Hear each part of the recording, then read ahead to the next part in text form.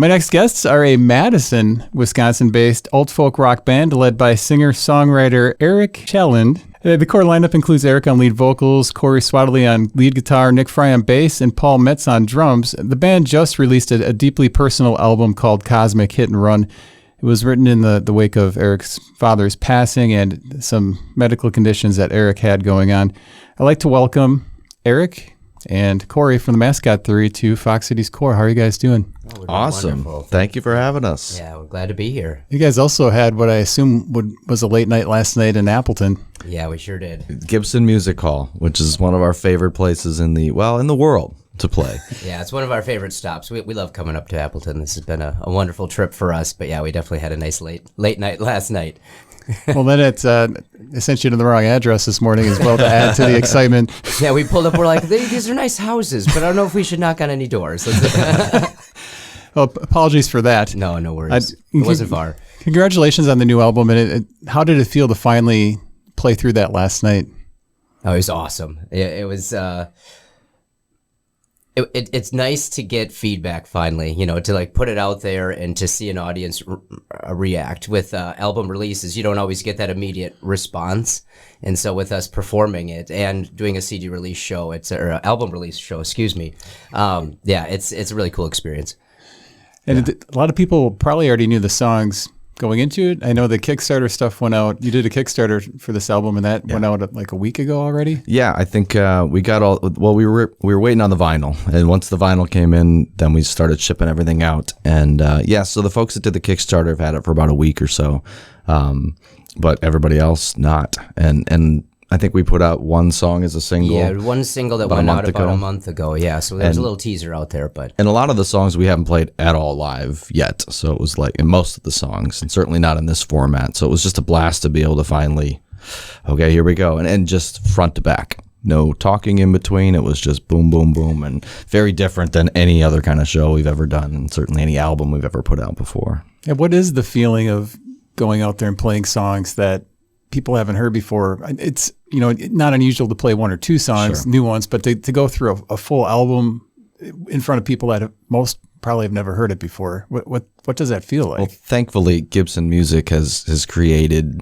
a listening room environment. So that's the kind of environment you want to do that in if you're excited about your stuff, which we obviously are very excited about it. So to have a crowd that's just sitting there and engaged, I mean, that's a songwriter and a band's dream, as opposed to, bar band and people are chatting. There's less focus on the songs, but this was, the perfect environment for that. So that feels even better that we're putting the rehearsals in, we're doing the songs, but there's no clapping, there's no listening, it's just us rehearsing, and then to suddenly jump into that, especially when it's 40 minutes 45 minutes of straight through, that's so different than song clap, but it worked out perfectly, I thought, last night. Because there are a lot of songs that blend in right to the next one. In fact, when I was listening to it, sometimes I had to look to see if the song title changed at first, because it seemed like a different song, but it sounded similar at the beginning, so I wasn't sure. Yeah, that was a big focus on the entire album. Was we knew from the beginning everything needed to go into each other for the most part, if it felt right. There are similar progressions of chords because it is a theme of both musically and lyrically. We were really trying to hit that home.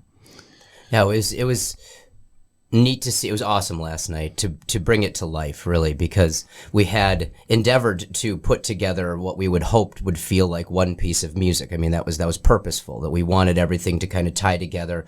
The song chord structure is going to change, and we don't want every song to sound exactly the same, because there's obviously an emotional path that we're walking people on. So to see it real time, to see those listeners walk that path with us, and to see it all come to full fruition. And with this album, we did a lot of add-on kind of sounds and soundscapes and found sounds. That it was something we hadn't done before. So to try to pull that off live was also just another level of trial and error for us to be able to do that. So we were working with samplers and things like that we haven't really done before. But so when it came all together last night, I really think it resonated very well with everyone.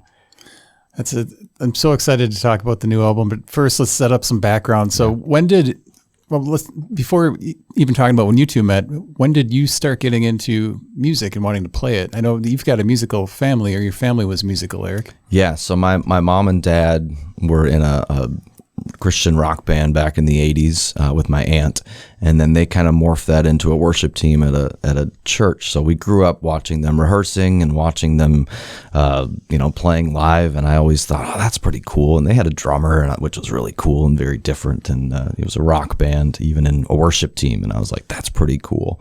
But really for me, it didn't, as a songwriter, didn't really click in until the Beatles anthology came out in the 90s. And I remember watching my parents watching it, and they were, of course, reminiscing. And I'm hearing these stories for the first time, and I'd heard a ton of their songs before, obviously on the AM radios and some of those older things, but the stories and the personalities, I was just captured, these two songwriting giants, and that's when I really wanted to start being a songwriter off of that. Yeah, for me it was my family are musicians as well. My dad, my uncle, my brother was into music. The Swadleys in the Madison area, if anyone's in the know, there's a lot of not folklore, but just a lot of really cool stories about the things that my dad and my uncle used to do. They used to play in rocket bands around the Madison area for a long time. My dad is still out there rocking at 73, which is awesome to watch. But I saw that at a very young age and just wanted to be a part of it. I always jokingly say that my dad had kids, so he had roadies. Because I guess as soon as we were old enough to be trusted to carry things, we were going to gigs and banging gear, learning lighting rigs and learning sound setup. And so we were just always a part of it. And so, but it significantly started for me when I started listening to Led Zeppelin in like freshman year. And we went to shows and stuff like that when we were in middle school and all of that. But once I heard some Led Zeppelin, saw a Gibson Les Paul guitar, I was totally hooked. And so it kind of really took off for me there, where I really started to woodshed it on my own and just really try to figure out the craft. And so it's just kind of grown from there for me. Are you both self-taught on guitar? Definitely. Yeah. So neither of you had lessons ever? I definitely did not. I picked it up because I wanted to write songs. So I didn't really start learning until college. And it really was like a duo that I played with a friend of mine, Art. We started a college band, a duo, eventually became a full band, but I wanted to write and I wanted to play. And it's like, well, I need an instrument to do that. So learn the basic chords and then write some songs, play a bunch of Beatles songs, some of that classic stuff that Tom Petty, that type of stuff that's just, you can strip it way down to just even the most simplistic guitar player like myself was. And it was great. It was a blast to kind of learn that craft. And then it just helped me as a songwriting tool. So when did that branch into starting your own band? With that duo, we decided I wanted to record at some point, let's go make an album. And we had written some songs and we'd played them out, and we were definitely a college bar band, but we always had original stuff, which has always been what I've wanted to do. So we did some covers, but it was always like sprinkling in originals. And then my first recording studio experience, we were going to do a duo album on our own, and then all of a sudden we're like, what, let's bring in a drummer, let's bring in a guitar player. And so we just expanded the band and then went and recorded our first album. And I think I've done maybe 30 plus albums since then now in different bands. But I've always loved the writing process, the recording process, and the playing live. It is a cycle. I just love it so much. What were some of the names of those early bands? Fallen Roadies was the name of our band, the duo that became the full band. And we always joked that, and I literally made the same joke last night, now that I think about it, that, the roadies are never showing up. We always have to load our stuff out on our own. It's just, and I literally said that last night. Did too. You? Oh, yeah. As I was pushing merch at the end of the show, and then everybody's gone, I'm like, shoot. Everybody's got their gears torn down up on the stage, and I still got to go get all my stuff. It's the glamorous rock and roll lifestyle. We always put on our roadie shirts for you, man. We're always happy to help carry your stuff. We got the muscle afterwards. It's good. Yeah. That was the first band. And then Crimson Vim was the band after that. I remember that band. That was like post-college. A bunch of us so I went to UW Platteville. And there was actually weirdly a little scene in Platteville at the time where there was a lot of bands that were doing original music in this little Second Street area that there's like, 15 bars, I think, just right across the street, right next to each other. And of course, it's all college kids, but on any given night downtown, there'd be these bands playing. So we'd play, wrap up a show, go across the street, and our buddies are playing. So once we graduated, Nick Fry, our bass player with Mascot Theory, he and I were like, let's just put a band together. We just ended up in Madison together, and a friend of ours, Chad Thompson, as well. And we're like, let's just start a band, like post-college band. And then we did a lot of the bar band thing with that band as well. And then it kind of eventually morphed into the Mascot Theory. So, Cory, is the Mascot Theory your first band, or were you in projects prior? Yeah, music for me, or playing live, I think more, as Erik was saying, he had a lot of upbringing with writing. And for me, it was more because my dad used music as like a source of income, like a side hustle, and so we always saw it live. It was always live music. So a few times a week, load up the gear, let's go play a show. So, I mean, there's pictures going back to us being really little when we were playing tennis rackets, watching the band practice. And then it morphed into us lip syncing and air guitaring to Poison records. And then we got into middle school and we're like, let's try to do a band. We never had the faculties to like make it go beyond the basement, but we'd start writing songs or learning songs and just covering songs, whatever we could do. Because my dad, for us, fortunately, my dad had a studio in the basement, drums, bass, keyboards, everything was all set up. So just anytime we could just go down there and make noise. And that morphed into, I was in a band in high school called Smitty. It was an 11-piece ska band. So we were playing shows around Madison. We came up to Appleton. We played at Lawrence College in high school. Scapleton? Scapleton, yeah. We played with No Effects, and we played with the Suicide Machines. We played with some of these old punk bands that are like became huge, or at least in their own right. And so we had some claims to fame through that time. And actually, now the drummer of that group is the bass player of Soul Asylum now. Yeah, Jeremy Tapero. It's like it was. We've all kind of spanned out from there, but high school was kind of where it really took off with wanting to play live. And then I was in a band called the Northern Pines Band, and that was when Erik and I think, first crossed paths. So he was in that group called Crimson Vim, and we were playing hippie rock festivals. We were a jam band totally, and so I did that for about 10 years, and then. I joined a group called the Lower Fifth, and we were together. We're still together, and we played together for, it's been 15 years now.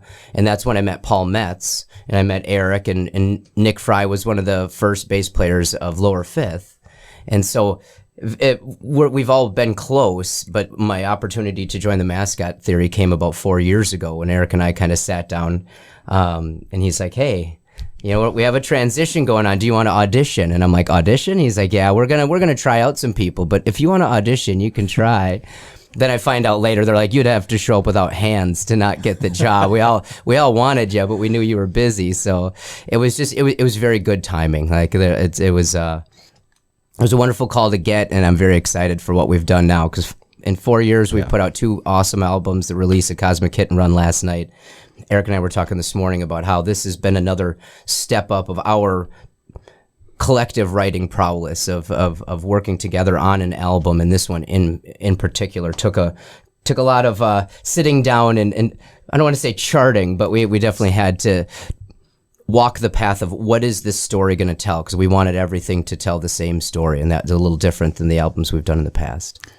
I've got to ask about asking somebody to be in your band is a pretty big deal. It's almost like making somebody made in the mob. So what was it that made you want to approach Cory? Were you a little nervous that he was going to say no? I mean, you said he had it. No, he had actually, I think, said no. I had already said no years earlier because I was not going to ask him because, again, he's busy, and then, he's got children, and we all have children. His are on the younger side compared to mine, so it was like, I know what that lifestyle's like, and it's a rough one. Yeah. And I already had the Lower Fifth band, and but coming out of the pandemic, we kind of knew we had Corey Matthew Hart, an amazing singer-songwriter, played with us for a few years, and we made a great album with him. But we knew coming out of the pandemic that he was going to go focus on his solo stuff again and his band Lost Lakes.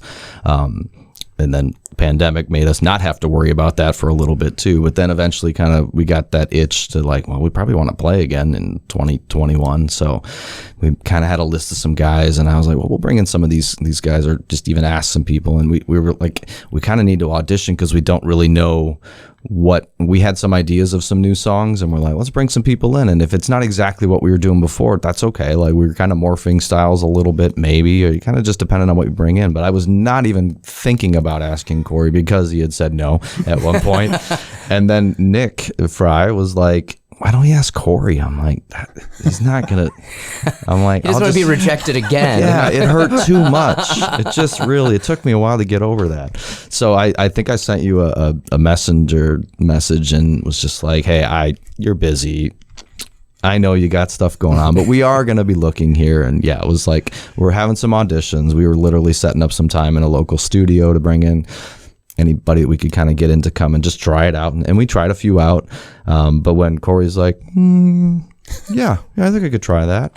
And then we're just like, yeah, this is, I don't even know. Yeah, like you said, you'd have to have no hands coming in or feet. And then we'd be like, still maybe even then, but yeah, once he popped in there, and especially with the style that Cory plays, that a lot of that classic rock and a lot of that's very different kind of guitar player that we have not had before. But it went perfectly with some of the ideas that I was having for brand new songs that were more of that classic rock vein, what became the Every Sign of Life album. And so once we started kind of sitting down with some of these songs after he had joined the band, it's like, ooh, that's a little bit more Stones. Ooh, that's kind of Zeppelin. That's a little Pink Floyd. That's a little Petty. And like, this is the perfect album and the perfect player to come in and with the chops that could just handle all of that stuff. And then it made me want to pick up an electric guitar again too, which I hadn't done in this band at all. So it was just a blast, and yeah, we couldn't be happier right now. Yeah, it was an easy transition. As I'd mentioned, Nick Fry had played bass with my other group, the Lower Fifth. He was one of the first players in the group, and this was almost 15 years ago now. But Paul Metz was also the drummer of that group, and still is. So we've been working in tandem, so to speak, with Paul, sharing him as a drummer, and he was a creative force in both bands. And so I've got a great rapport with him. It's very natural. I've known Nick. I've had a lot of respect for Erik over the years. So it very quickly became very natural for me to be able to step into this role. And I was very excited that they allowed the music to change along with me, to kind of be able to showcase my talents also, because I knew what I knew what kind of music they were, and I really have always enjoyed it and his writing and everything. But for us to all to come up with something kind of new for us all, it kind of gave us all that collective sense of progress. I think it was very cool, and I'm very happy for it. I'm glad I wasn't too busy for it. We always said, I think we just lost our folk cred, but I think we're a rock and roll band now, and that's going to be fun. And it has been that. And honestly, it's just been like, genre wise, obviously when you have a release, you got to tell people what you sound like. So we're like folk, rock, alternative, something, Americana, rock. But it's really just kind of what the songs, where they take us and where our instrumentation goes. And it's been a wild ride, even with only 2 albums. Mm-hmm. So between us. So how many albums do you have total so far for the Mascot Theory? That's a great question. Is it 8? We had some live albums in there. I want to say those count. I would say like 6 or 7. We actually did record 2 of them at the old Smart Studios building when it was Clutch Sound Studios. So we were over there for a couple albums, and yeah, just a lot of different places. But I'd say it was probably like 6 proper albums, maybe 7. And Cory, do you do any rehashing of any of the songs? Or are you playing them pretty true on the material that you didn't record on? So I certainly take inspiration from what was there. There was a Corey Matthew Hart, as Erik mentioned, who was in the band before me. He was a great player, and so I took a lot of inspiration from some of his sound textures and his playing styles. And certainly when I joined the group, and they were like, "All right, we got 35 songs in 30 days that you got to learn, so you better." Let's dive in. We got shows coming up. So I naturally had to lean on what was already there. And Adam, prior to Cory, was somebody that I had seen play, and I liked his style. But I wasn't one to copy it, take what's there, ingest it, digest it your way. You know, that's kind of always been my approach with music. Is you can certainly learn from it, but you got to make it your own.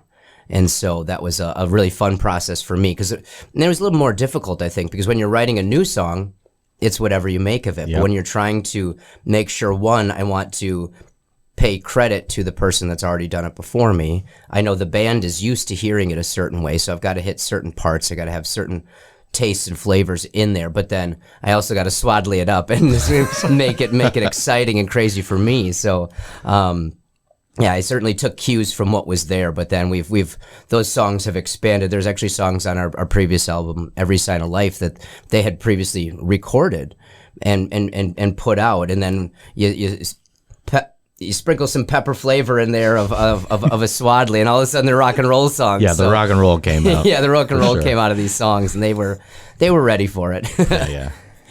So the new album, you mentioned you did a couple at Smart Studios. You also did an album with Terry Manning, who passed away earlier this year. Oh God, yeah. Oh, God rest his soul. Can you tell me any stories from working with Terry that you can share? Yeah. How much time do you have? There's definitely some stories that he told us that we can't ever mention. But Terry Manning has worked with, if you look him up, everybody. Like and I don't know how we were so fortunate to get to work with him, but Stax Records, he cut his teeth there and just did all these incredible Staple Sisters, all those songs you hear back then.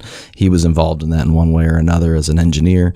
And he just had, like, every decade, he just kind of like, oh, now I'm doing this and this. And it was like Big Star, which is incredible. They were good friends of his, and he was a part of that from an album making standpoint. And then he ends up at probably other places too, but Compass Point down in the Bahamas was kind of his big one, and it was Lenny Kravitz, the main Lenny Kravitz albums, and even Shakira albums, and before that ZZ Top albums. He was a part of all of the ZZ Top albums from when they started playing bar gigs to all the way through. He was with them through all of that. So to be with an engineer that's like, oh, I've got this amp from Billy Gibbons that you can try out. I'm just like, really? And he's like, yeah, he hand wired this one. He said you could totally use it. And we're like, are you kidding so me? he lived in near El Paso, and so Sonic Ranch Studios was the studio that's kind of the closest to him down there, and it sort of just worked out that once Compass Point closed in the Bahamas, he kind of had his gear moved somewhere else, kind of El Paso, and never really had his own studio again, but he had this adjacent one. So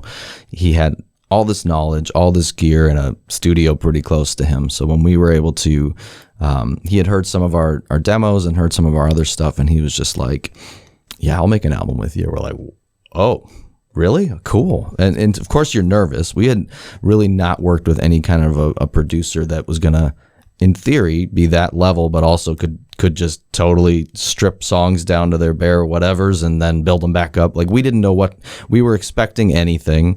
We were planning on doing maybe 5 or 6 songs in about 7 days.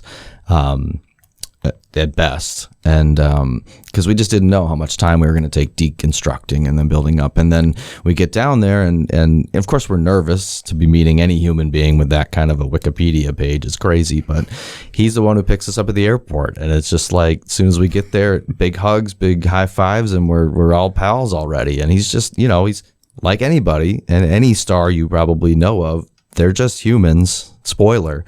And he was just the most down to earth, like, I don't know, to me, very Midwestern, like, just, we're pals already. And so that the whole time we were down there, it was just comfortable is the word I can think of that just kind of just makes everything make sense. Because it was just like meeting him at the airport and then having breakfast and then doing the album. And then once we finally got in the studio, of course, still nervous, like we didn't know, we start working, and he's like, we're not gonna go in different rooms. You guys are a live band, right? I'm like, yeah, we play live, and we're all gonna be in the same room, and we're gonna only have like X amount of drum mics instead of everything mic'd. It's like, he knew, because he's got that thing that goes way back to like the Stax records, where they didn't have like 1,000 channels. They only had 8 or 16, but he knew how to get the sound out of it. He knew exactly what he was looking for with the minimum stuff. So we go into the studio and kind of set up like we would in our rehearsals, which meant, oh, this is easy. And we didn't change a thing. We just played basically almost live, and suddenly realized, like, I think day 2, we're like, of 7, we're going to be getting way more songs than 5 or 6 songs. And so we ended up with 16 tracks, I think, 15 or 16 tracks. Yeah. And it was like, and he was just like, he was actually shocked. He's like, I've never worked with anybody that was like that rehearsed, ready to go, and that productive. And so we're like, we'll take that. You've worked with a lot of people, we'll take that. But it was just so comfortable. I think that was just incredible experience working with him. And yeah, I think for us, going in the studio, cut some tracks, go home. Go in the studio, cut some tracks. Yeah, that's the normal. Go home. Oh, here, I'm going to send you this track. It was kind of piecemeal over the years, and this was a completely different experience for us, being able to go to the world's largest residential studio. We had no idea what to expect. We're being flown down there. We were working with a manager at the time, Chuck Toller, and he was connected with Terry. And so we had been talking to Chuck early on, and he's like, there's a chance that I might be able to get you connected with this guy, but we're going to have to get you down there. And we're like, okay, well, how does this work? And he's like, well, let's go down there just with the idea of trying to get a few songs done. Let's like see if you guys test the waters a little bit. Test the waters with him, but we're going to get you down there. We'll get a studio lined up for you. And Erik kind of took the I took the ball and ran with that, because he's just like, yeah, if we're going to a studio, let's be ready. So we started demoing, we started working through songs. We got 6, we got 10. We had almost 20 songs that were fully demoed and ready to go. We just didn't know, in case. Which we didn't know what direction things were going to take. But so we get down there, and as Erik had mentioned when we first met Terry, he's just a very unassuming, chill guy. Like, we were going into it with this anxiety almost about, okay, we really have to live up to his expectations. And immediately his expectations were just be yourselves. You know, when he told us, you know what, we're not going to fuss around in sound booths and turning little knobs and keeping you guys isolated. He's like, let's just put you in a room and see what happens. And we just so happened to have the biggest, most beautiful room called Big Blue down at Sonic Ranch Studios. And back to what I was mentioning about the recording experience, it's residential recording. So they set us up in a 5-bedroom house. All of our meals are provided for us. The door is unlocked to our studio 24/7. You could come and go. So the creativity was all we had to worry about. And Terry being so quick and so knowledgeable about everything, we didn't have to wait. There was no setup. It was just like, hey, we want a Leslie on this one. Hey, we're going to need a Hammond B3 if we could have one of those on this song. Or, hey, we're going to try this. We're going to try that. They just had everything you could imagine wanting, and then having Terry to be able to dial it in perfectly very quickly, because we did have a limited amount of time.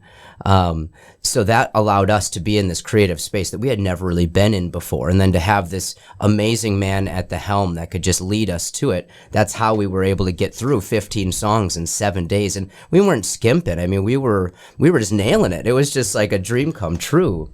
And then we'd sit down at night, break bread together, tell stories with Terry Manning, and get to hear about all the wonderful musicians and the crazy stories. And just, I was like, no, I don't need any red wine. No, I don't want to have a glass of wine. And then a couple of glasses of wine in. It was just like, stories. We were just chilling. And like, we're with him, and we're with the owner of the studio. So we felt like royalty in the place, because they were courting Terry to want to come and make Sonic Ranch his new studio. Well, and while we were down there, so there's our studio. Right next to us was a much smaller studio space, a different building.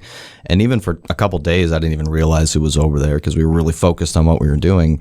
And we were at breakfast one morning, and suddenly this guy in a zebra pink like striped pink shirt, zebra no shoes pants, on, like, walks in, and goes and gets coffee, and he's standing I'm next like, to I'm Erik, just looking at him. I'm like, that guy from afar. I'm like, he looks like somebody, and I didn't even see his face, but I'm like, he's a somebody. And Nick Fry, the biggest Black Crowes fan in the entire universe, who listened to Black Crowes on the way down there, is like smacking my arm. That's Chris Robinson. That's Chris Robinson. And so I'm like, I'm going to go in there and talk to Chris Robinson. And so they were down there. He was working with a band called the Texas Gentlemen, producing their album, which I don't even think that music's come out yet, which is kind of interesting. That's been years, but he was working with them. But all that to say, when we're sitting down and having a dinner with Terry Manning and the owner, this larger than life rock star walks in, excuse me, Terry. And he just was like, Terry, your music is the stuff that you did. I mean, he was so humbled, in front of him. Great amount of reverence. And we're like, it's just Terry. By then we're like, it's just our pal Terry. It's fine. But that's what kind of like what people know about if they know and they look into music and see what he's done. And it just made us be like, oof, we're special. Like we're in a very special situation here and making a really special album too. And yeah, it's kind of a regret that he passed away. It's a regret that he passed away, and we were hoping maybe we'd get to work with him again someday. But the fact that we had that experience, that'll never be taken away. That was amazing. Honor to be on his resume now. Right, exactly. I mean, our time with him was short, but our memories of him will last forever. And I think that there was a confidence that he instilled in us that we were confident to do what we were doing anyway, but to work with someone like that and have him believe in us and then have him mix and master the album and bring it all the way to an end with us, it gave us such a sense of confidence in what we were doing and made us know that we were on the right path with what we were doing.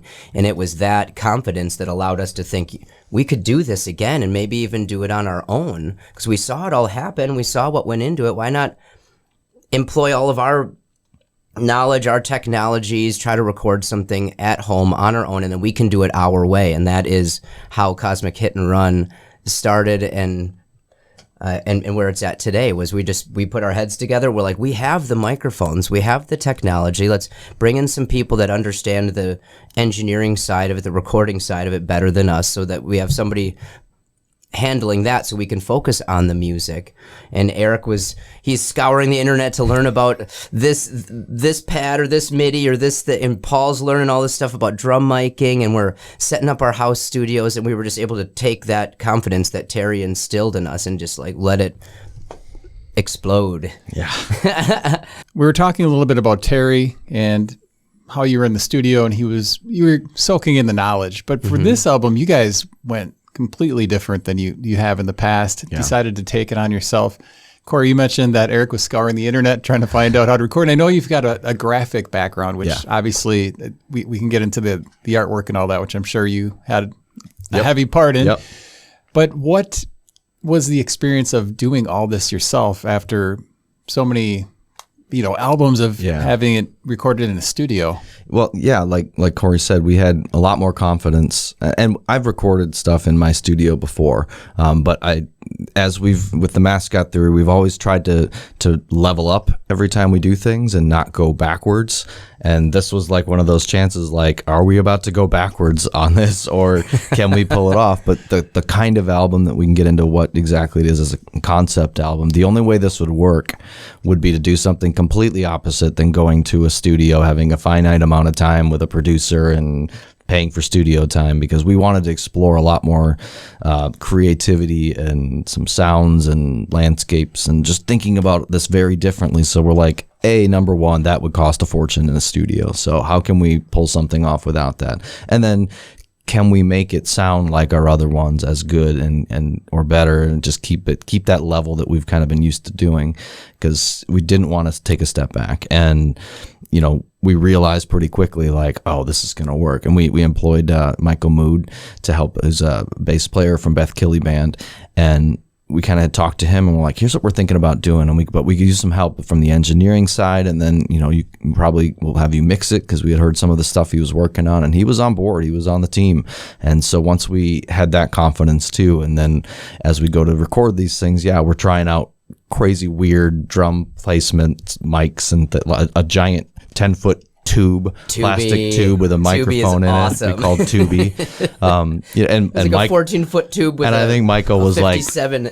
Like, what are we doing? You're putting up what? And we had like mics all over the place, up in the stairwells and all of the.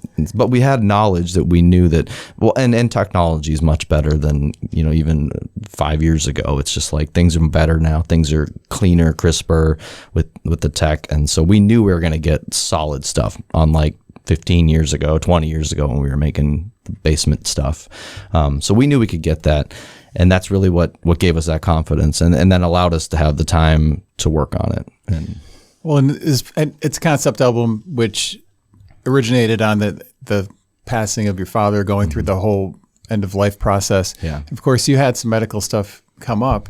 Yeah. How far into writing and recording did your medical issues all of a sudden rise? Yeah, so the album itself is, like you said, based off of kind of my feelings and dealing with my dad's death coming out of like in 2020, at the end of 2020, during the pandemic and everything, and kind of a delayed grieving process that, pandemic was already a weird time.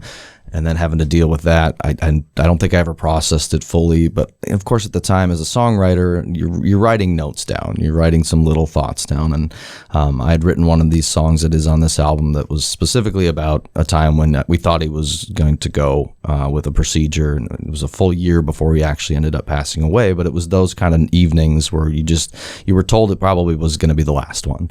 And I literally wrote this song, The Final Hour. And then when we were discussing what kind of album we wanted to make from a concept standpoint, I'm like, well, I have this theme that I probably should deal with, this death and the passing of my father. So we brought those lyrics out. I started working on those songs. We started recording. We started working on kind of the demo process a little bit, kind of tail end of last year. We had our first studio date booked at Cory's house to do drums and bass in mid to early January. Yeah, it's January, yeah. In that time frame, November, December, January, I was having these horrible headaches, blurred vision, other neuro problems, pressure, and eventually it led to, after that recording session in January, I got an MRI done and a follow-up MRI that they found an arteriovenous fistula, like in this, right here in my brain, in the smack forehead, right in the middle, which is basically an artery and a vein that are connected in a way that the pressurized blood going into an unpressurized vein was very bad. It could be catastrophic. It was very, very highly likely that I would end up with an aneurysm that would just take me out. And so extremely scary. I was already feeling miserable from all these headaches and everything. And then to get that on top of it, and we're in the middle of recording as well. So it was right after that first drum bass session when it was time for me, Cory, to start actually doing our things that we were going to do in my house, probably my studio anyway.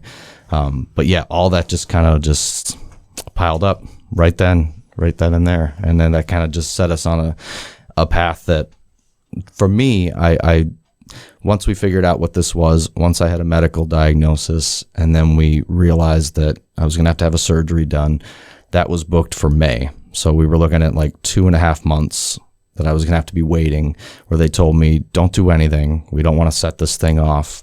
You just need to be on the couch doing nothing for 2.5 months, which is hard for me to not do anything anyway in general.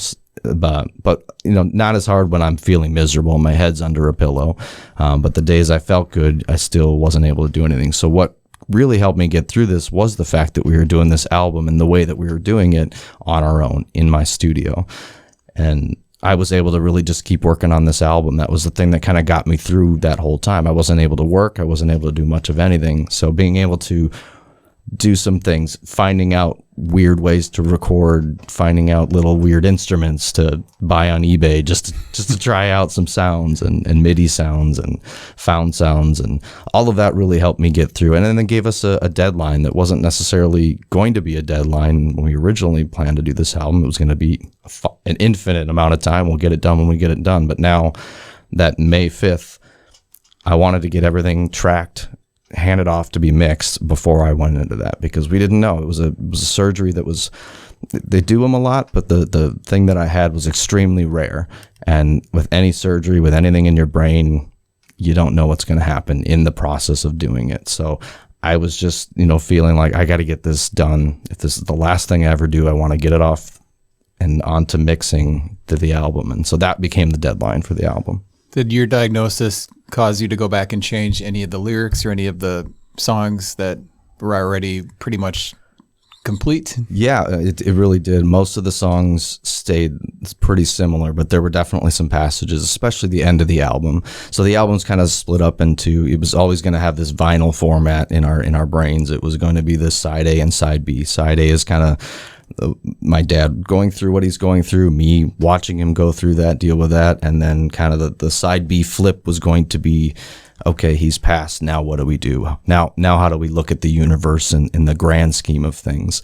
So that side B is really what became way different to me in my head now that I'm facing this uncertain future and not knowing how that was going to go. Am I going to be able to play again, like anything, if music wise or anything? So the importance of the lyrics became so much more, just swapped to thinking about the what's after life, what happens in the universe to us, and that became a whole different deal when you're thinking about someone else and they've passed. Well, now I'm not sure what I'm going through right now, and so yeah, there were definitely some lyrics where it might have even been the same lyrics, but singing them was very difficult all of a sudden because it was just not talking about someone else or my own feelings towards someone else. It was my own feelings thinking about my situation and thinking about my family having to deal with me, because I'm not the only one who's going through that. I've got the headaches, but they all are dealing with it as well. The band is dealing with it. Everybody around me is dealing with it as well, and their emotions. So yeah, the very last song of the album, it's probably the most changes that ended up being, because I needed a little, like, something to hang on to, a little bit of hope. And that's really what the end of the album became, was that it's called, Still Here is the name of the album, or the song. And the very, very last part is lyrically, I'm still here, I'm still breathing, still got time to make this life give this life a little more meaning. And that was the hardest thing for me to possibly sing at that possible time. I recorded it over and over and over and deleted it and just kept doing it, and finally got to a point where I believed it. And then that's kind of the version that's on there. As far as doing vocals, did you realize that doing it yourself made it a little easier to be comfortable? But, because you're more in control than if somebody else is engineering it. Yeah. But yes and no, because it's like, when you do your own thing, when do you get to that level where you feel it's done? Because you could easily be, well, not quite good enough, not quite good enough. For me, I definitely have that, but I also know when to move on or when I feel it's good. The problem was I was having hearing problems. I was having problems where the notes that were coming out weren't right, or I thought they were right, and then I go back and listen to it. I had really bad tinnitus that came up with the headaches, and I realized, what did I just record yesterday? Like, that's no. So it was more, if we weren't doing it in the way that we did it, with me being able to just go down to the studio when I could feel up to it by myself, it never would have got done. So it had to be this way, and it just really worked out that way. But I don't know if it's easier or harder. It kind of just depends. With Terry Manning at the helm, and you're recording and you're doing your vocals, you have another person that's like, yep, that's the take. And you're like, cool. But when you're by yourself, it's like, is that the take? Or can I do 15,000 more takes because I've got plenty of digital space on my hard drive to just keep going, So would Still Here have been the most challenging song on the album? Easily. Then? Yeah, easily. That one was, especially the very, very outro, was the hardest thing I've ever had to record, and then kind of change a couple of the lyrics to really, again, give me that little bit of hope that I really needed at the time. Well, from a drummer perspective and a lead guitarist perspective, a lot of these songs are going into each other. How did you work so you could get them all to not be off? Did you use a click track? How did you do that? Be off playing live? Right, when you're recording it. Like, oh, sure. Because obviously if you're doing them in song by song, it one little bit difference, you're going to hear that. We certainly were very, it was a planned approach. We would talk at length with Paul. We've had the luxury with Paul that the last couple of years or even more, he's been playing live with a click for every show.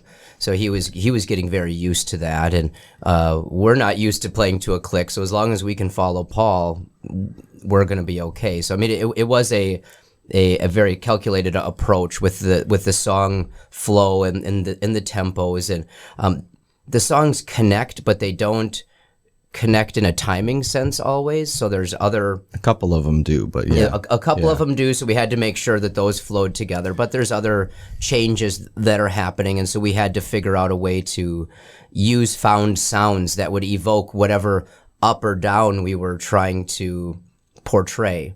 so to speak. So we were that was part of the challenge was making things do that. And we had the best tool in the world, which is so rock and roll, a spreadsheet. Oh yeah, I literally got a spreadsheet from the beginning. Yeah. I had all the songs. I knew exactly, and we were very detailed on, like, there's only so much room you can get on a vinyl side, and so we're like 18 minutes per side. That's all we're going to allow, because we don't want to go bigger than that, because then you lose quality when you're dealing with the mastering of the album.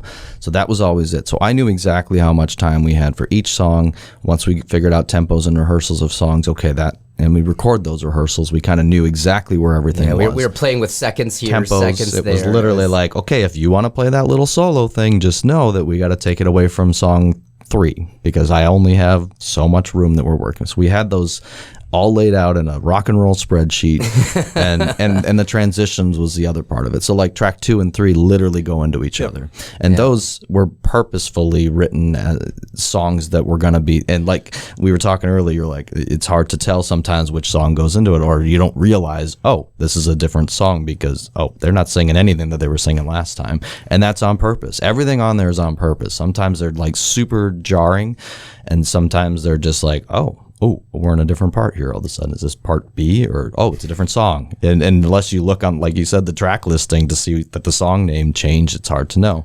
And all of that was kind of planned out. So those transitions, okay, those 2 songs are recorded differently, but they're at the same tempo.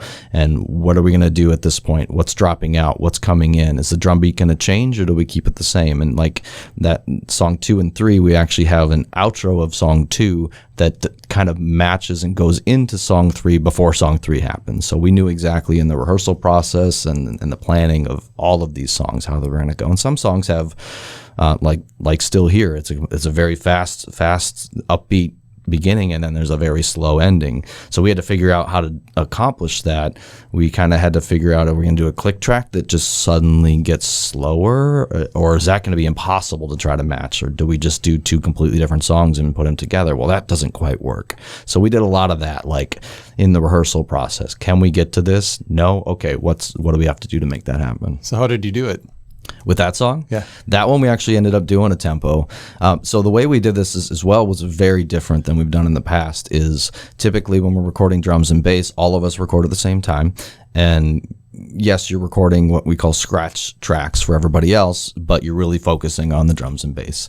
But what happens is suddenly I'm not thinking about the drums and the bass. I'm thinking, don't screw up my part here because I don't want to screw him up. So I'm not listening to them as much as I'm making sure I don't screw up, and I'm listening to the click track to make sure we don't get on. With this one, we actually, because we had all this planned out, and I've got the studio set up in my basement so that our rehearsals were all fully tracked, were recorded, so we knew exactly where tempos were. And so by recording those, we had all the scratch tracks basically done for Cory and myself. So what we were able to do is leave those in there. Paul and Nick played against those, which left us to be able to listen to them and focus on what they're doing and make sure that we like where it's sitting. And so because we had that scratch track from our rehearsal, we knew exactly where that tempo needed to come down in a perfect curve. And Michael worked his magic. Yep. He's like, all right, I'm just cut this of these instruments and I'll just make it slow down. Yeah. So Paul could follow the modified metronome, so to speak, to transition into. Yeah. It sometimes took a couple takes to get that timing exactly how we wanted. It was a little mastery for sure. But I mean, it was a lot of that, and it was so different from one song to the next.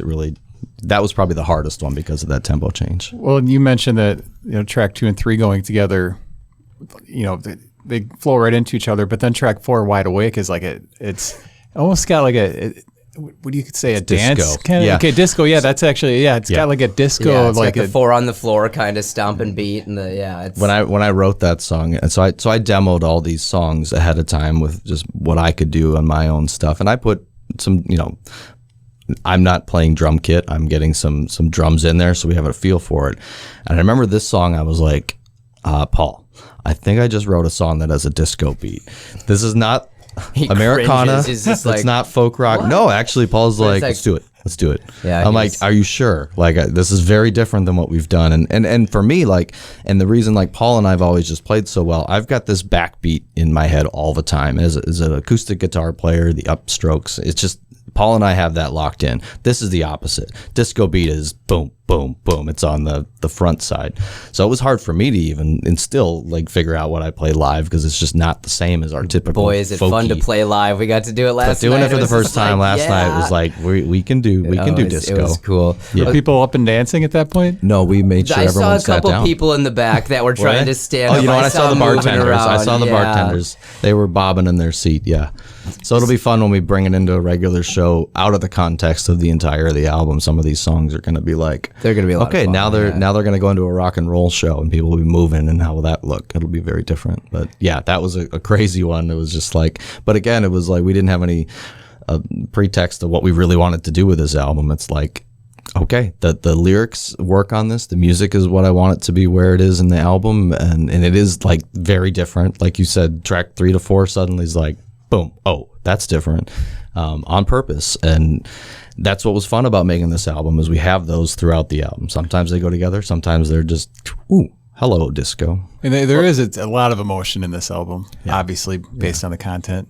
When we had fully, so to go back to your question about how did we keep the timing, we fully had demoed all of the songs first, so that then we could take those pieces and figure out how much actual time, with the time constraint of an A and B of an album, and making sure that we didn't make the album too long, because Erik 18 minutes per side. He knew exactly how much time we had on each side. So we would, okay, so this song is this long, this song is this long. Okay, we only have, so when we were in the studio, then finally cutting the final tracks, we didn't know exactly what sounds were going to fill the space, but we knew exactly how much space was going to be left over. So we really had to keep that tight. We had ideas jotted down, oh, we're going to try this or we're going to try that, but this has to end right here. And also from a sequencing standpoint, it's the first time we ever had the sequence done way ahead of time because we had to know where everything was going to go. Yeah. Normally you go and record a bunch of songs and then you have the finals and you can kind of like, okay, I like this song here. Oh, no, I'm going to move this around. Nothing moved once we knew where it was going to be because everything was so timed out. Once we had those demos figured out and then everything literally thrown together, it's like, yeah, from a lyric standpoint, that's how we want it. From a music standpoint, it's not going to change, which was kind of freeing them because you don't have to worry about that. You're really working towards this as a whole project now. It's not just individual songs. Well, that's something you usually do at the end. We were sitting down early on before the songs were even in really the spreadsheet done. Perfect. We're sitting down like, so how are these emotions going to chart? What is the order of events? What is the story? So it really was a concept first, which is normally not what we do. Nope. So that was a very planned approach for us, was like, let's start with the concept first. Let's get it in order. And then we're going to put the pieces together as we do that. So I think that helped Paul be able to nail down the timings of things because we knew what we were transitioning into and how much finite time we had in between each song. And And we rehearsed, we played these in practice exactly how we were going to do it. Not all together at one big chunk like we've been doing at the album shows, but if those two songs went together, we did them right into each other when we were rehearsing to make sure that felt right. And we've put together a really good template. I think leading into Sonic Ranch and then now doing this album for Cosmic Hit and Run, we've come up with a pretty good template that we're able to follow. And I think that started with it, to elaborate something that I said about Erik earlier, he's great at recording. He knows how to record. He was just we never took our home recordings as being good enough. So we would demo everything. We would go into the studio having already gone through the whole trial and error process, fully recording songs multiple times, getting to vet out what we like, what we don't. And so that's kind of our formulas. Before we even go in the studio, when you're hitting the button that says the meter's running, so to speak, we want to go into it already having vetted any of that stuff. We don't go in the studio to be creative. We work on creativity at home. And so we took that into this, that we had already demoed everything. We'd already worked through all of that. So once we were able to piece it together, it really did, everything just fell into place. It was magic. Well, you really got me with the lyrics for "See You Soon." I mean, it's a happy song with but not really. It's really not. It is. I mean, that's kind of like a typical, especially so when I first was working on these songs and wrote them, I was like, man, it's going to be a mellow, sad album that we're going to play at, like last night. We're going to have people sit down and listen to it and really take it in, but it's going to be a downer. And probably aren't going to play a lot of these songs at, future rock shows. It's just going to be what it is. But when we started the demo process with the full band and then got into the recordings, it's like the disco one. It's like, it's typical what I tend to do is I write kind of upbeat songs about sad things, but with a little bit of hope at the end. It's like, that's kind of like my template for life, I guess. And that's what this became, because it's a Mascot Theory album. But See You Soon, it's literal. Like, that was literally the last thing I said to my dad when I walked out, and we put him into hospice care. At that time, we could only have 2 people in the hospital, in and out at the time. And so I kind of took my turn, and then I didn't see him again after that. But that's exactly what it was. I'll see you soon, knowing I wasn't going to see him again. And that was the hardest part. But in the middle of that song, when there's a bridge, there's a couple bridges, but there's a bridge that is a little chunk of something that he had actually written in his band a long time ago. The part about shining the light, that was a piece of something he had written for a song. And so I kind of grabbed that. And there's a lot of that in this album. There's a lot of little things that people don't necessarily know what they are. And they're just pieces of things, memories that I had of him or songs that he had done. There's literally a part in the end of Where Do We Go that's a radio static, and then this sound comes in of people singing. That's the only time I performed with my dad twice, and we did Beatles songs. That's all we did, opening for Fallen Roadies back in the day. And that's a piece that I found of him and I singing. So we've got a little clip of that in there. So yeah, it's so emotional on a lot of these songs. And that's such a sweet touch. When he had mentioned, like, hey, I found this little bit of a recording and I'm going to fit it in between these 2 songs. It's just such a wonderful touch and such a meaningful tribute. And jarring as well with that radio that comes in. Every time I've sat down to watch somebody, when we were kind of first playing it for a couple people, they'd look at me like, what happened? Did the CD player just skip, or because it's and it's like, yeah, but that's on purpose. Sound like somebody turning a radio dial and all of a sudden falling upon this, but jarring. Song. Like, we want it to be like abrupt. This nice ending, and then suddenly that's gone, because that's how life is, and that's how the grieving process can be, and things are sometimes going well, and then you get hit. That's literally what Cosmic Hit and Run is about. Is that life is a series of just things that come at you, and then they're gone, and you have to pick up the pieces and figure out, now how do we deal with that. And so that's a lot of that musically is in there as well as lyrically. And did you have the album title when you started the artwork? No, I did not. I had a theme. I definitely wanted to do kind of this. So for all the radio listeners, I'll hold up the album cover if I can find it there. So it's a couple pyramids inside of an hourglass. It's very, very much like, I love the Pink Floyd albums that Storm Thurgeson did back in the day, and this was my tribute to him. I actually did this when I had the first song written for the album, which is Final Hour, track 6, I think. Track 5. Yeah. So when I had that song, I knew I wanted that it was going to be part of an album someday. So I started working on the cover before anything else even was written, pretty much. And so this has been around for a couple years because I knew what it was going to be for. But it's got that theme that I love so much that the Floyd albums have, of space and time, and just what is time, what ancient things like the pyramids that we have no concept of really how they were made or how old they are, just and how little our tiny little lives are on this planet compared to everything else in the universe. You mean like a grain of sand? Like a grain of sand through the sands of time. Yeah, so that was a big part of what the album was. But the title, Cosmic Hit and Run, that's from the song Constellation Prize is a lyric out of that. And that really, we're getting towards that side B, end of the side B album where it's kind of a wrap up of, okay, now we're more cosmic looking. We've got the internal struggles with literal passing of a father and then the grieving process, but now looking a little bit wider in scope to the universe and our place in it. And Cosmic Hit and Run just was the perfect lyric to come. I don't like to do lyric or song or album names with exact, like a song title that's already been in there. So I usually look inside of all the songs and try to see what kind of lyrics jump out to me to kind of encapsulate that. And I think Cosmic Hit and Run was the one that was just the easiest, like, okay, that's it. That's done.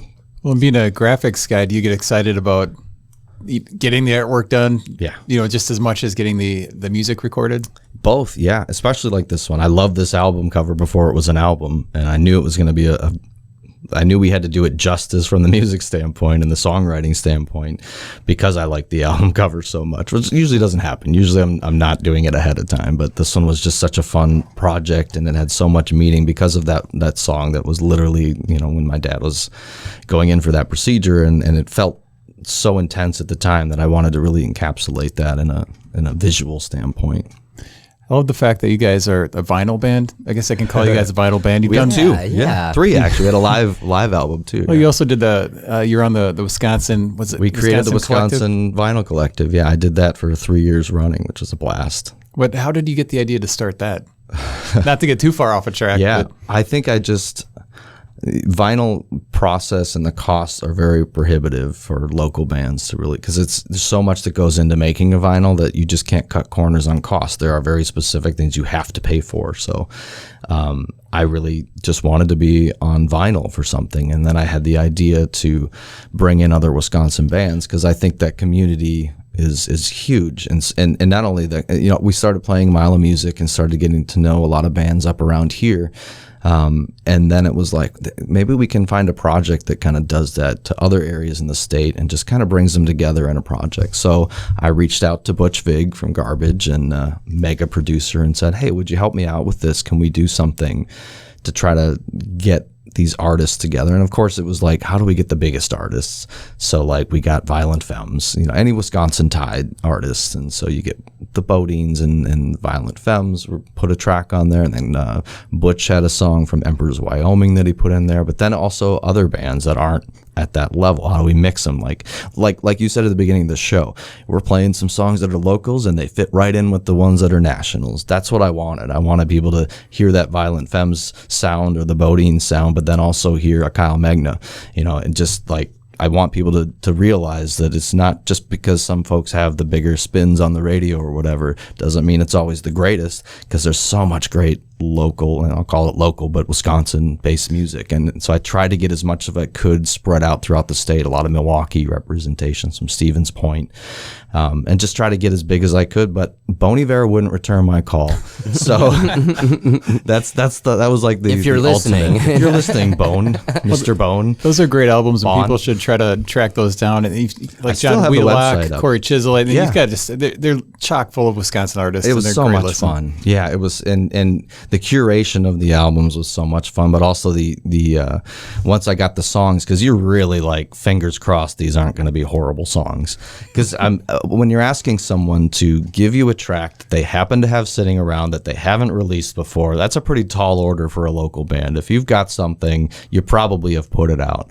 But we were so lucky to get, once I got, like, for a certain album, I get to start working on the track order, and I'm like, oh, these songs are actually incredible. And like, first, why didn't you put these out yet? Or it might be a live version of something, but it was just so much fun to piece them together. And it was cosmic, just getting all these songs in and then tracking them in the right order. And they've told a narrative as well in a weird way. When it's one thing when it's all your songs on one album for one band, but when you got all these multiple artists, but they're all, Wisconsin born or tied artists, and that just kind of, you could feel this thread through all of them. It was kind of the little more Americana-esque genres, but yeah, like J Council and some of that stuff is a little bit more soulful, and it's like, yeah, this is all perfect. It was just so much fun to work on that. I think it's so cool because it brings back the excitement of discovering somebody new, which now everybody's got their tailored playlists or whatever you want to listen to. But this is like a physical thing you could buy, put on your turntable, and just hear stuff. So,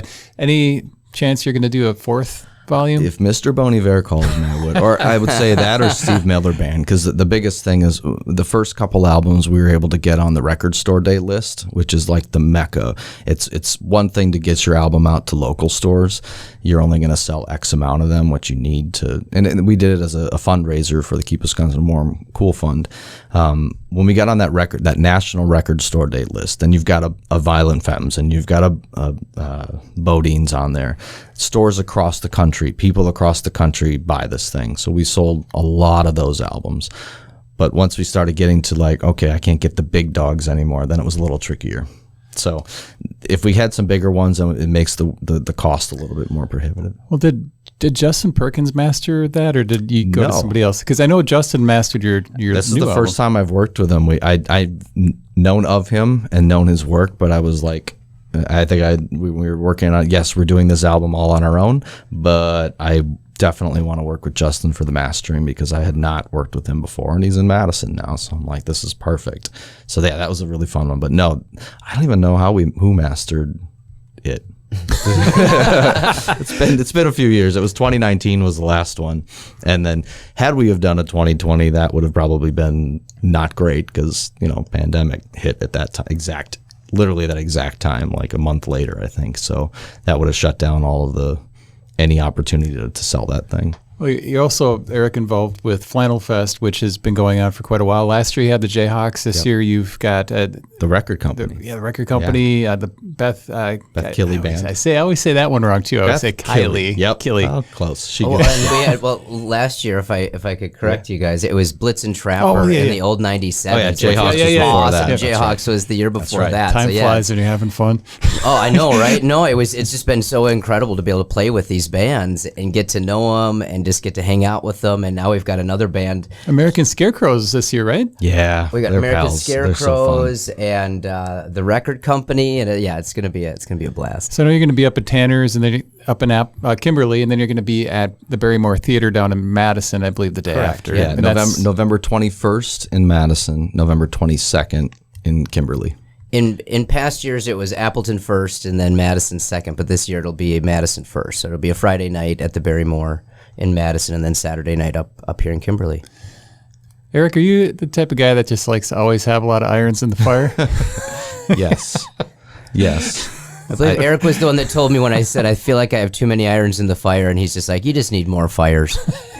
That was his, I will quote you on that, pal. It's like, you just need more fires. Yeah, well, that's what's made this year tough, because with the health issues, I mean, we just made an album, and then now we're promoting it, and now we're playing shows, and then Flannel Fest comes up. So the irons are still all there, but health-wise, I need to find that balance a little bit more, I think, but I hope I can figure that out someday. But I've always said I have a restless mind. I'm always thinking of like, what can we do a little bit differently with this time, or like what experiences. Going down to Sonic Ranch in Texas as a band was like the ultimate like recording experience. This new album was the ultimate opposite of that, but a whole different way to view it. So finding those like opportunities and ways to go do something, a project with your best pals in a music standpoint, to me is always just like, I'm always trying to think of what's next. What can we do? And we're always sitting wondering what is coming next. And they're all like thinking about what's going to happen now. Can we please not do an album this winter, please? Well, and again, tomorrow you're going to be at the Atwood, which is a beautiful new venue in Madison. And Terry Barr is going to be doing the question and answer. You had Rob yesterday from Into the Music doing it at Gibson. But any questions that you think Terry's going to dig up tomorrow that you didn't get asked yet? I don't know. She's a wild card. She's awesome. She's just really good at emotional pulling strings and out of nowhere. So I hope so. We actually did a maxing interview where we had an interview with her recently. So she got to check out some of the questions. So we know some of what she's going to be digging at, but she knows us well. She's been in our lives for a long time. She also knows the album, because I one of the things that I said early on is that I don't want to just put this album out without people knowing what it is. That's why we're doing these interviews at the shows. That's why we're trying to get the word out about the process that we did to go through making it, how it's different, with my dad and the concept part of it, and then all the brain stuff we had to deal with this year. I really wanted to sit down with Terry and say, Terry, come to my studio where it was made and just sit and listen to the album. This was like months ago when it was done and kind of waiting on the vinyl to get made. I'm like, come into my studio, please, and just listen to it. That's how I want it to be listened to as a whole, not give it to somebody and, they'll maybe do it while they're typing on their computer or checking emails. Like, I mean, I just was like, can you do this? And she's like, I would be thrilled and honored. So she was one of the first people to hear it and just sit down with it. So I was trying not to look at her the whole time because I didn't want to influence like, hey, that's a good one, right? Or, hey, that's a cool part there. I literally just shut my eyes the whole time and just let her listen to it. And that was a really cool experience. I highly recommend that with anybody, actually. I think that's the old school vinyl way, when people would gather and you had this physical thing to throw on and you didn't have a phone. And I'm speaking from a time I don't remember. This is my parents' time, when they actually gathered around a vinyl and threw it on, and it was just more of an experience back then. And I hope we can get to that again someday, where it's a little bit less background noise, or a little bit less noise going on in general, so that you can really get back to that. Because I think these artists that create these things from these very special places, it deserves that. Well, totally. Well, with the era of just people skipping around their procured playlists, they're not finding something new. They get this song and switch to this and switch to that. When Erik and I were talking about making a focused album, we're like, you know what? If people don't do that, fine, but we want to do it. Let's put together a piece of music that can be sat down and listened to, because we think that that's the way it should be appreciated. It keeps you interested all the way through. I didn't ask you how you got Tyler Durbin involved to put that rap piece in there. Yeah. Were you friends with him prior? Yeah. So during, I think it was during the pandemic. I'd known him a little bit before the pandemic, but during that, I was doing these Facebook Live shows, which I absolutely cannot stand playing solo. I just can't stand it. But like all of us musicians at that time, when we're not playing live, you get the itch. And not just that, but I could feel people wanting something on their calendar. I wanted something on my calendar for myself and my family, something to look forward to every week, when it just felt so confusing and the kids are home from school with these laptops and it's like such a weird time. And I just felt the urge to play these live shows. So I started doing every Wednesday night. I would do a show where I'd play some songs, and then I would gather musicians from across the country that I knew to send in a video of them playing a song, and then I'll add my part to it, and just kind of brought a lot of musicians together in that way and try to get that community feeling when we're all stuck inside of our holes. And Tyler, so I came out with a little solo album, and I was like, Tyler, I'm doing this little thing that I'm just doing from the live shows, and I'll put a little EP out. And so he had threw a verse on one of my songs, and then he took the song later and totally remixed it and made his own version of it, and then I did, and then I helped him make a music video for it. So we've collaborated before. And then live, whenever he was in town, he was in Madison. He's moved to the East Coast now, but he'll sit in with us for a song or two and kind of do that rap on a completely different song, and it's just incredible, really fun to play live. When I had written Got a Grip and did a demo for it, it's probably a year and a half ago, I think I had done that one. I hadn't even played it for the band. I literally just finished it. He was about to move away. And I'm like, hey, pop on over. And I think I was like, hey, I just finished this song. You want to hear it? And so he was listening to it, and he was going through some things, and he was just like, wow. He's like, that was incredible. Like, you could tell that it came from a place where, like, I hadn't necessarily told him it was about dealing with my dad's death and all of that, but he could feel that kind of vibe. And he went home and wrote a verse and sent it to me like the next day or a couple days later. He's like, hey, I wrote a verse for that. I don't know if what you're going to do with that song or what it's going to be used for, but I just felt inspired to write this thing. So he did this verse. Year and a half later, I'm like, hey, remember that song that I played for you? We're going to do it on the new album, and I've got this rehearsal version. And and again, we had like everything planned out, so timing was very specific on this album. And he's like, yeah, I wrote a verse for it. I'm like, oh my, I totally forgot about that. I didn't remember it at all. And then he sent it to me, and I'm like, listen, you can send it to me again, but because of the timing on this album, I can't guarantee there's any time left on it, because somebody's got a guitar solo that I don't know if we can cut. I get the phone call. He's like, all right, so I got to talk to you. He's like, so that solo, he's like, how would you feel if we cut it. And he's like, yes, I would love that. But He's like, we could cut it short, or we could do this. He's like, this is what we're working with. And I was like, well, let's try to figure this out. So on the album, we overlaid it. we put it in, and And we're like, let's listen. pepper him in here and there in No the song, guarantees. and like let's just see how it goes, because you don't just want a rap verse to pop it in one little part of a song. We're like, let's pepper his voice in. So he's introduced earlier in the song, and then it really took shape once we were able to get his cadence. Yeah, it his felt like it voice in fit, there. and Yeah. from the beginning. And again, I was not trying to influence anybody, and I was prepping Tyler like, I don't know that this is going to work. But Corey's not going to want to cut I his will, solo. I will and- play it for them.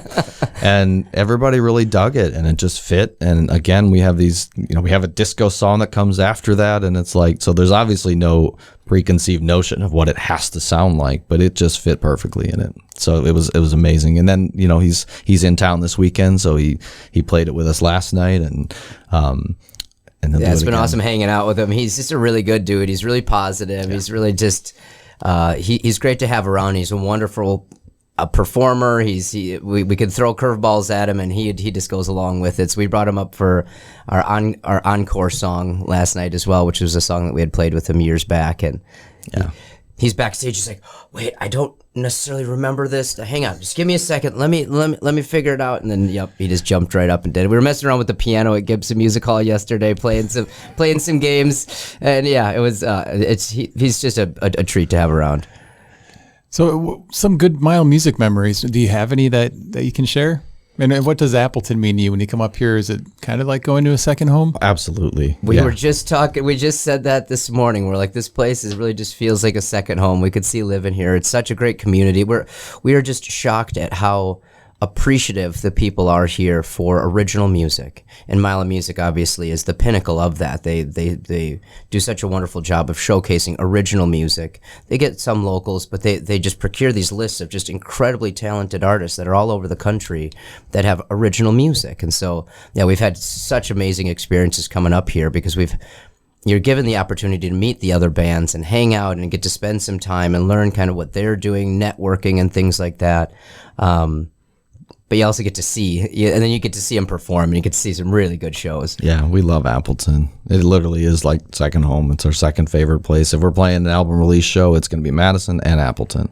If we're doing Flannel Fest, it's Appleton and Madison, like two places that are just so receptive to music and original music, like you said. Mm-hmm.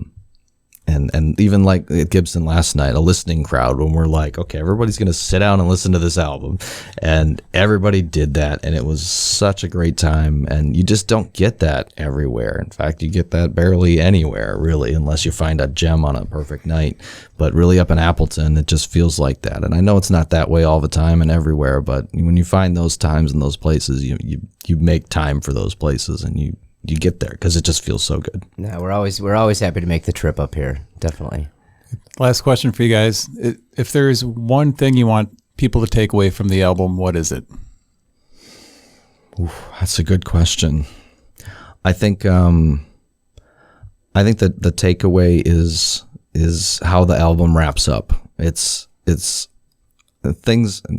Spoiler alert: things are weird out there. Things are sad.